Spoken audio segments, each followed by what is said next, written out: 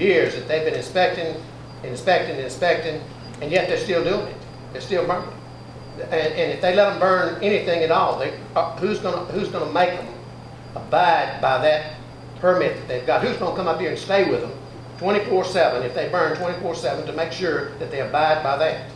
That's my question. And again, I thank you so much for being here. Do you all have an answer for that question? This is okay, so part of, okay, there's just so many ways to answer that. And the first thing I want to say is in reference to what Dr. Waterhouse said when he was speaking. The permit is owned by the state. Why? Because decades ago, the federal government gave the state that authority. The state asked for it. They wanted it. And we gave it. We gave it to all the states.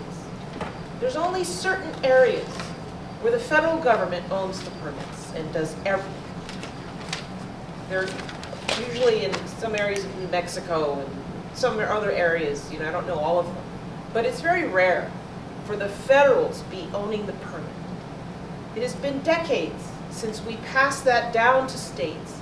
It's the relationship between the feds and the states. They make a decision about who's going to do what.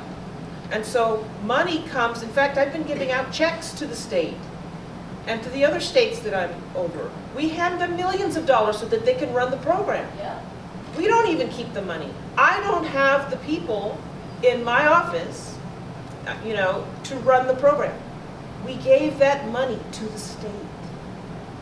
So even if the state does what you're saying, and you're worried that they're not going to be compliant, I'm not worried about it. I know they're not going to. Well, they don't have a good track record. So that's a fact. We can prove that. But if our job as the EPA is to oversee what they're doing, and to be honest with you, the oversight that my staff has done on this project is among the most exceptional set of oversights that we've ever done. This is as good as we have been as an oversight. If we were to take over what the state is doing, that would be unprecedented. It's time. We get an example. They told us that when they Did I say that accurately? Let me just, for my EPA folks, am I accurate there?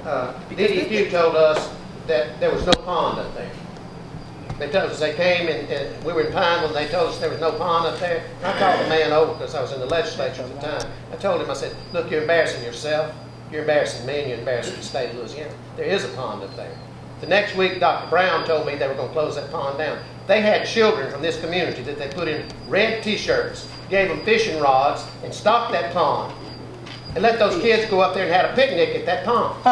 That's what DEQ oversaw in Baton Rouge. Oh my goodness, I really did that. Thank you so much. I appreciate y'all being here. And I'm not angry at you. I'm angry at the system because it's failed.